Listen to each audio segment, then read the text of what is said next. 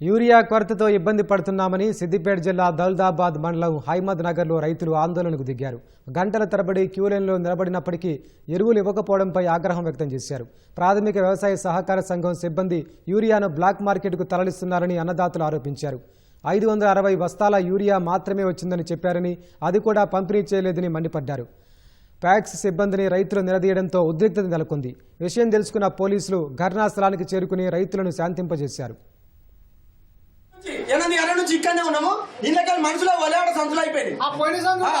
నుంచి అక్కడ సంచులు అయిపోతే 185 మంది టోకెన్లు పెట్టమని 156 ఉన్నాయి.